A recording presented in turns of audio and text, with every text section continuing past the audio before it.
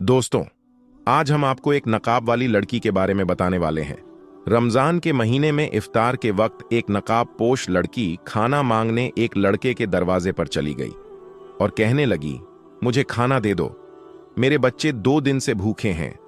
अगर तुम मुझे खाना दे दोगे तो देखना कल तुम्हारी जिंदगी बदल जाएगी। तो दोस्तों, ये सुनकर लड़के ने उसके साथ क्या किया और अगले दिन लड़के के साथ क्या हुआ, आगे हम आपको वीडियो में बताएंगे। तो इसलिए आप इस वीडियो को आखिर तक जरूर देखें, और अगर आपने इस वीडियो को लाइक नहीं किया है तो इसे लाइक भी कर दें। तो चलिए शुरू करते हैं। दोस्तों, जिन भाई का वाकया हम आपको सुनाने वाले हैं उनका नाम सकलैन है। वो बताते हैं कि मैं एक ऑफिस में काम किया करता हूं। मैं इतना पढ़ा लिखा नहीं हूं, इसलिए मुझे किसी अच्छे ऑफिस में नौकरी नहीं मिल सकी। एक छोटे से ऑफिस में नौकरी मिली तो मैं बहुत ज्यादा खुश हो गया कि चलो घर का गुजारा तो हो जाएगा। आज से 5 साल पहले मुझे ये जॉब बहुत अच्छी लग रही थी, क्योंकि उस वक्त घर में सिर्फ मेरी बीवी और एक छोटा सा बेटा था, इसलिए घर के खर्चे इतने ज्यादा नहीं थे। वक्त गुजरता गया और मेरे 3 बच्चे हो गए, और इस तरह हम घर में कुल 5 लोग हो गए। दिन ब दिन हमारे खर्चे बढ़ने लगे। फिर वक्त गुजरने के साथ महंगाई भी बढ़ती गई। बच्चे बड़े हुए तो उन्हें स्कूल में दाखिल करवाना पड़ा। उस स्कूल की फीस भी कम नहीं थी। ऐसे में मुझे ऑफिस से जो सैलरी मिलती थी, जो पैसे मिलते थे, वो तो महीने के शुरू में ही खत्म हो जाते थे और बाकी का महीना मुझे उधार लेकर गुजारना पड़ता था। मेरी बीवी मुझसे कहती थी कि तुम अपने ऑफिस के मालिक से बात करो ताकि वो तुम्हारी सैलरी बढ़ा दे, क्योंकि इतने पैसों में अब हमारा गुजारा नहीं होता है। हमारे बच्चे बड़े हो रहे हैं, कल को उनके खर्चे और बढ़ जाएंगे। बीवी की बात सुनकर मैं परेशान हो जाता था, क्योंकि मैं ऑफिस के मालिक से कई बार इस सिलसिले में बात कर चुका था, लेकिन वो हर बार मेरी बात को सुनकर यही कहता था कि देखो सकलैन, मैं जानता हूं कि तुम्हारी तनख्वाह कम है, लेकिन मैं क्या करूं, क्योंकि ऑफिस में इतना काम नहीं होता, और अगर होता भी है तो तुमसे बड़े ऑफिसर वो काम कर लेते हैं, इसलिए इसी तनख्वाह में गुजारा करो। अपने ऑफिस के मालिक की बात सुनकर मैं खामोश हो जाता था, क्योंकि ऑफिस में काम बहुत कम था, और अगर इत्तेफाक से काम आ जाता तो मुझसे बड़े ऑफिसर वो काम कर जाते थे। मैंने ये बात कई बार अपनी बीवी को समझाने की कोशिश की, लेकिन वो हर बार एक ही बात कहती कि तुम ये नौकरी छोड़कर किसी दूसरे ऑफिस में नौकरी कर लो। बीवी की ये बात सुनकर मैं पक जाता था। अरे भाई, तुम समझती क्यों नहीं हो, नई जॉब तलाश करना इतना आसान नहीं है। ये सुनकर मेरी बीवी भी गुस्से में आ जाती और कहती, पिछले कई सालों से तुम इसी तनख्वाह पर काम कर रहे हो, और तुम्हारे ऑफिस का मालिक तुम्हें इसी तनख्वाह पर काम दे रहा है।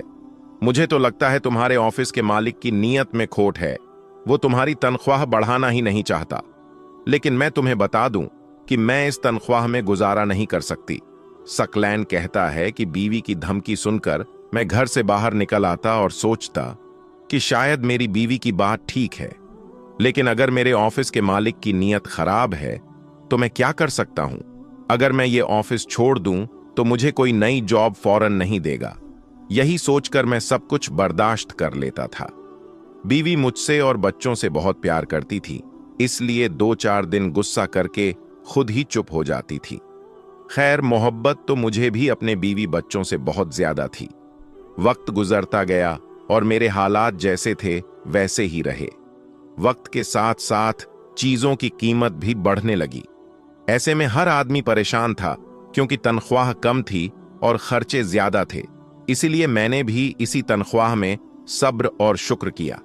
मेरे कई दोस्त ऐसे थे जो बेरोजगारी के हाथों तंग थे। मैं अल्लाह की नाशुक्री कैसे करता, क्योंकि मेरे पास तो जॉब भी थी और मेरे बच्चे दूसरों के बच्चों की तरह भूखे भी नहीं सकते थे। ये मेरे लिए शुक्र की बात थी। और इन्हीं दिनों रमजान का बाबरकत महीना आ गया, और मैं दुआ करने लगा कि ऐ अल्लाह, इस महीने के सदके हमारा रिजक को बढ़ा दे। और मैं ना चाहते हुए अपने ऑफिस के मालिक की तरफ देखने लगा कि शायद वो इस रमजान में मेरी तनख्वाह बढ़ा दे, मगर ऐसा नहीं हुआ। मैं मगरिब की अजान से आधे घंटे पहले अपने घर पर आ जाता था। वैसे भी घर में जल्दी आकर मैं क्या करता, बीवी तो हर वक्त जली कटी बातें सुनाती रहती थीं, और बच्चे अपनी मासूमियत में मुझसे कहते कि अब्बू मुझे अपने दोस्त की तरह अच्छे वाले जूते लेने हैं। मैं उसे प्यार से बहला लेता था और कहता कि तुम बस दुआ करो कि तुम्हारे अब्बू के पास बहुत सारे पैसे आ जाएं, फिर मैं तुम्हारी हर फरमाइश पूरी करूंगा। ये सुनकर मेरा बेटा खुशी खुशी खेलने चला जाता। मेरी बेटी ये देखकर मेरे पास आकर बैठ जाती और कहती, अब्बू मुझे भी ईद पर भैया की तरह नए जूते लेकर देना। बेटी की फरमाइश सुनकर मैं हंस पड़ता। बच्चे भी कितने भोले भाले होते हैं। उन्हें यह एहसास भी नहीं होता कि बड़े होने पर कई मुश्किलात हमारे साथ चिपक जाती हैं। जैसे जैसे ईद करीब आती जा रही थी, बच्चों की फरमाइशें भी बढ़ती जा रही थीं। मैं घर आता तो बच्चे मुझे घेर कर बैठ जाते और रोज किसी नई चीज का मुतालबा करते। एक दिन मैं काम से थका हारा घर आया तो अभी इफ्तारी में 20 मिनट बाकी बचे थे। बच्चे अंदर खेल रहे थे जबकि मेरी बीवी इफ्तारी के लिए जूस बना रही थी। मैं चुपचाप चारपाई पर आकर लेट गया। मुझे ख्याल आया कि ईद आने वाली है और अभी तक मैंने किसी के लिए कुछ भी नहीं खरीदा है, क्योंकि पिछले महीने की सैलरी से तो मैं घर का सामान ले आया था। अब मुझे तनख्वाह ईद के बाद मिलनी थी, तो यकीनन ना तो मैं बच्चों के लिए कुछ खरीद पाता और ना ही अपनी बीवी के लिए कुछ खरीद पाता। चलो मैं खुद तो पुराना सूट पहन लूंगा, लेकिन बीवी बच्चों का क्या कसूर था कि मैं उन्हें ईद के दिन कुछ भी नया नहीं दिला सका। मैं दिल में दुआ करने लगा कि अल्लाह करे मेरे ऑफिस के मालिक को हम गरीबों का कुछ एहसास हो जाए और वो हमें थोड़ी बहुत तनख्वाह एडवांस में दे दे, ताकि मैं अपने बच्चों के लिए कुछ तो खरीद सकूं। अभी मैं ये सोच रहा था कि अचानक दरवाजे पर किसी की दस्तक हुई। मेरी बीवी ने जूस बनाते हुए मेरी तरफ देखा। मैं पैरों में जूते डालकर चारपाई से उठा और दरवाजे पर आ गया और सोचने लगा कि इस वक्त कौन हो सकता है, क्योंकि इफ्तारी में वक्त कम ही बचा था। खैर, जब मैंने दरवाजा खोला तो मुझे हैरत का एक झटका लगा, क्योंकि सामने एक नकाब पोश लड़की खड़ी थी। उसे देखकर मैं हक्का बक्का रह गया और सोचने लगा, ये लड़की इस वक्त मेरे दरवाजे पर खड़ी क्या कर रही है और उसे मुझसे क्या काम है। लड़की ने मेरी हैरानी देखी तो वो शर्मिंदा रह गई और उसने मुझसे डरते हुए कहा, साहब जी, इस वक्त आपके घर आने के लिए माफी चाहती हूं। मैं क्या करूं, क्योंकि मैं बहुत मजबूर हूं और यही मजबूरी मुझे आपकी दहलीज पर ले आई है। ये कहकर वो लड़की रोने लगी। मुझे समझ में नहीं आ रहा था कि वो मेरे घर क्यों आई है। उस नकाब पोश लड़की ने मेरे चेहरे पर यह सवाल लिखा हुआ देखा तो वो रोते रोते कहने लगी, साहब जी, 2 दिन से मेरे बच्चों ने कुछ नहीं खाया। इस वक्त अगर आपके घर में कुछ है तो मुझे दे दो और देखना, कल आपकी जिंदगी बदल जाएगी। ये सुनकर मैं हैरान रह गया, क्योंकि मैं तो खुद एक गरीब इंसान था। इस मोहल्ले में कई ऐसे अमीर लोग थे जो इस लड़की की मदद कर सकते थे। यही बात मैंने उस लड़की से कही तो वो लड़की कहने लगी, मैं बहुत मजबूर हूं, इसलिए मैं बहुत सारे घरों में गई, लेकिन किसी ने मेरी बात का एतबार नहीं किया, इसलिए मैं आपके दरवाजे पर आई हूं।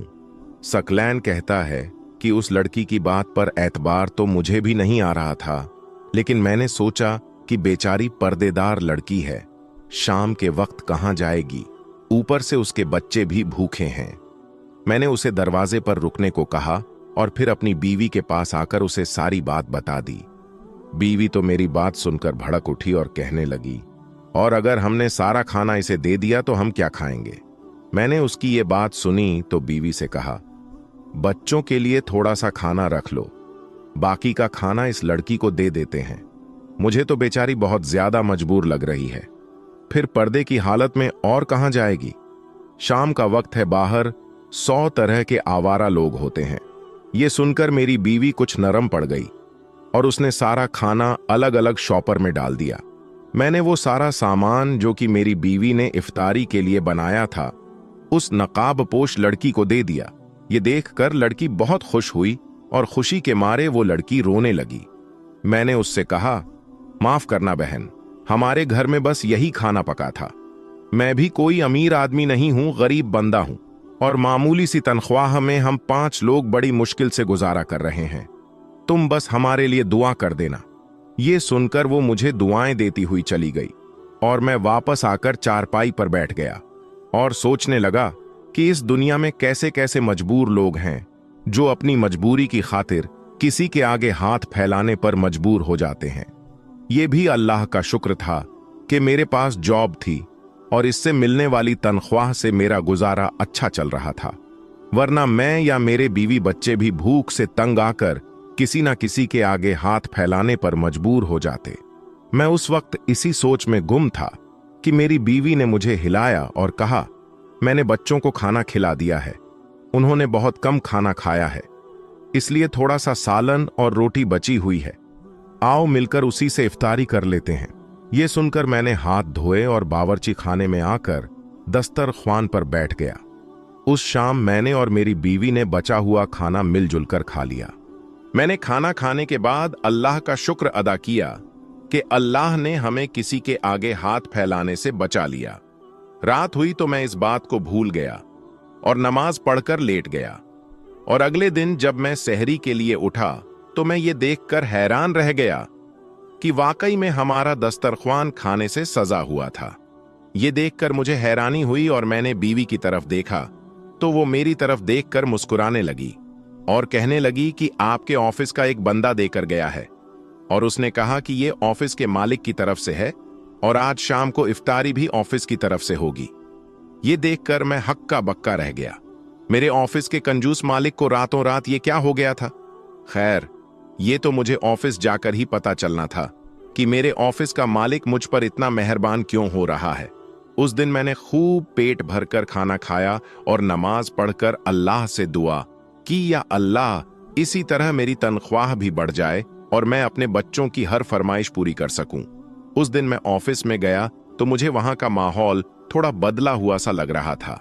मैंने ये बात किसी से नहीं की और मैं सीधा ऑफिस के मालिक के कमरे में चला गया ताकि सुबह वाली सहरी के लिए उसका शुक्रिया अदा कर सकूं।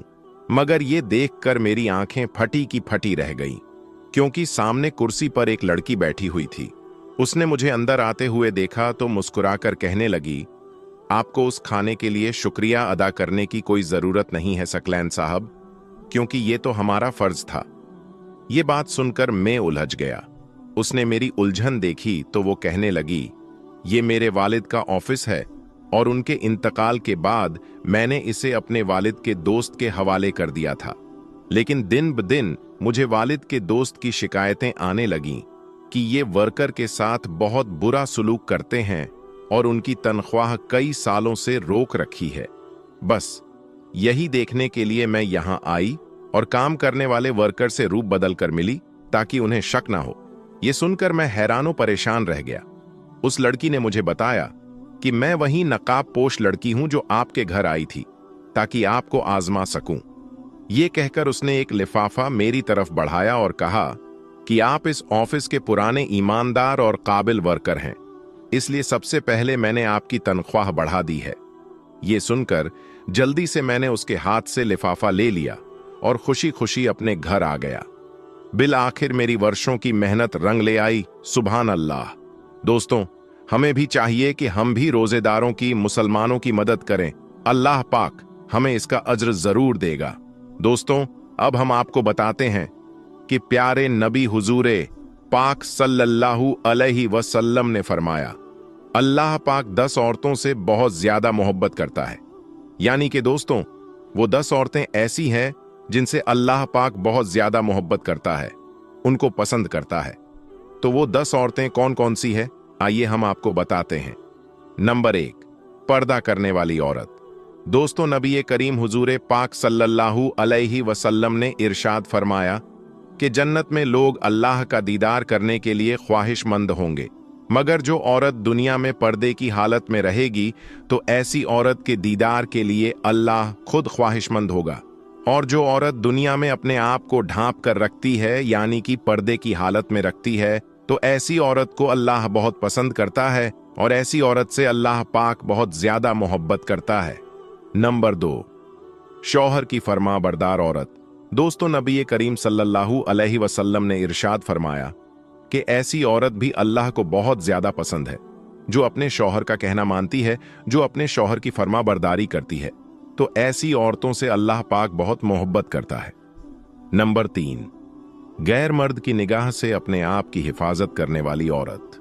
दोस्तों, नबी करीम हुजूर पाक सल्लल्लाहु अलैहि वसल्लम ने इरशाद फरमाया है कि जो औरत अपने आप को गैर मर्द के निगाहों से बचाएगी, ऐसी औरतों पर अल्लाह पाक जहन्नम की आग हराम फरमा देगा। और जो औरत खुशबू लगाकर गैर मर्द के सामने से गुजरती है, गैर मर्दों को देखती है, तो ऐसी औरत पर अल्लाह ताला की लानत होती है। नंबर 4, अल्लाह की इबादत करने वाली औरत।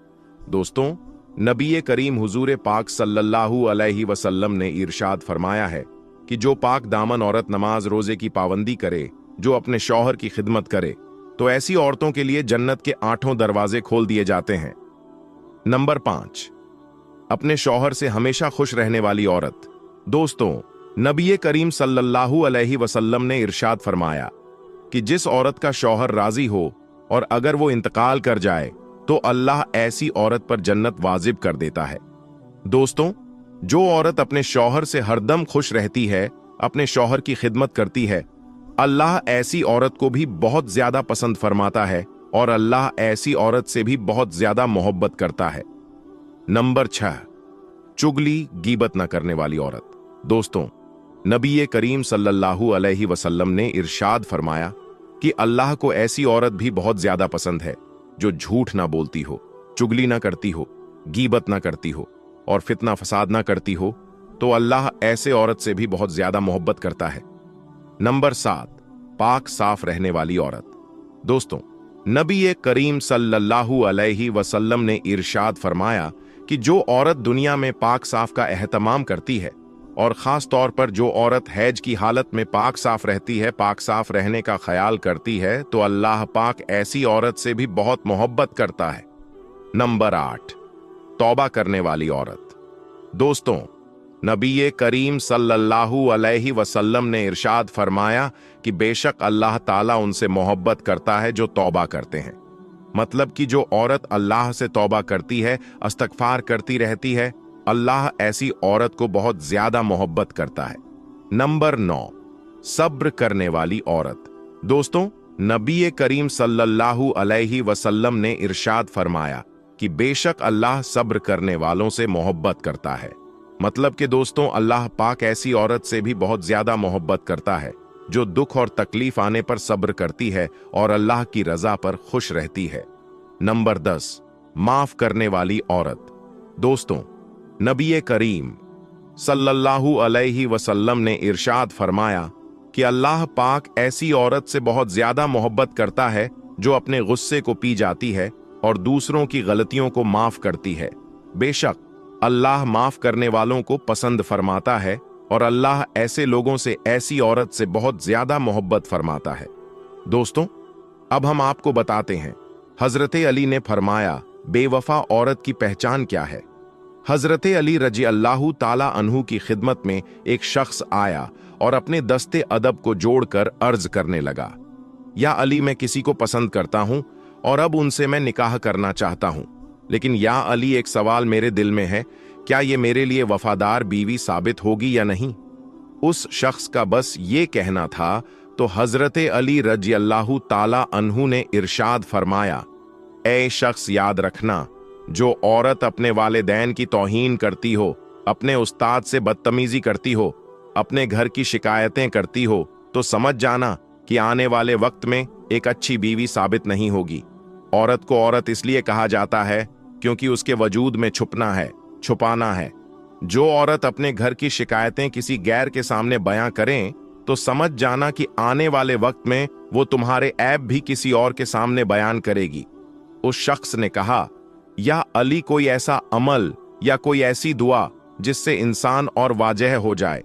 तो हजरत अली रजी अल्लाहु ताला अन्हु ने इरशाद फरमाया, ऐ शख्स, इस जमीन पर सबसे ज्यादा बदतरीन अमल झूठ है जो तमाम गुनाहों की जड़ है। याद रखना, जिस औरत की फितरत में झूठ हो, धोखा हो, वो कभी भी किसी के साथ वफा नहीं कर सकती हैं। तो मेरी प्यारी इस्लामी बहनों, अगर आप ये चाहती हैं कि अल्लाह आपको मोहब्बत करे, तो आप इन 10 बातों का जरूर ख्याल रखिएगा। अल्लाह आपको कामयाब करें। आमीन सुम्मा आमीन। दोस्तों, आज की इस वीडियो में बस इतना ही। हम मिलेंगे आपको अगली वीडियो में, तब तक के लिए अल्लाह हाफिज।